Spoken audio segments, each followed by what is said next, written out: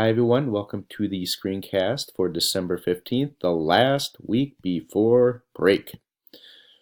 Just a few things on our weekly bulletin here. We have nothing on Monday. We have a staff meeting on Wednesday. Thursday, it looks like there's a lot of winter parties going on, as well as Friday. And we also have our holiday brunch for staff on Friday at 8 o'clock. All staff are welcome.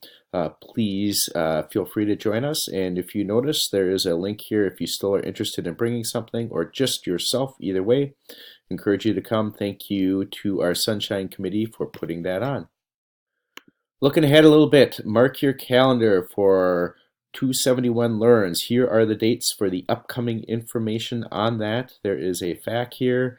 If you're interested in sharing something, there's a call for proposals, so just wanted to make sure that you had that information. Hoodies and hats. Hey, I talked about that at our staff meeting last Wednesday. I've been doing a lot of thinking about that, and I guess the question I have is, do hoods and hats cause problems in the hallway? Does it really hurt learning? Is it disrespectful? I've been really thinking about that, and at this point in my head, I'm thinking that is just not something that we need to worry about. I think of hoods as sometimes, or hats, been the signal that a kid is struggling with something.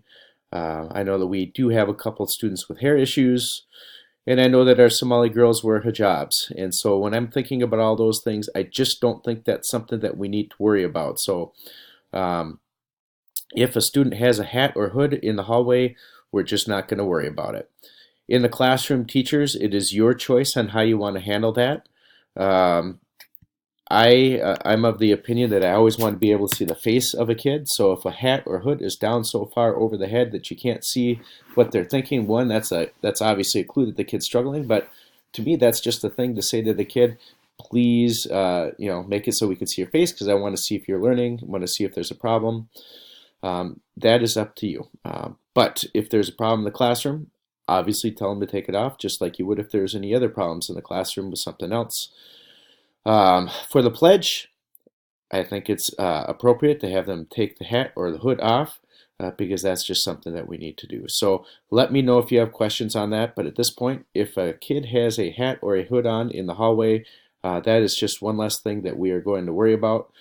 Big picture, I don't think that's going to cause us many problems. In fact, it might actually cause less problems and just make things work better. Let me know if you have questions on that. Right sizing the budget, I shared this last week. I just want to make sure that you still have access to the different links here. I did go through the frequently asked questions. There was some good information there that helps explain some of the different things. There are some more study sessions available if you're interested in knowing about those. Just want to make sure you have that information. Just as a reminder, once again, report cards in February.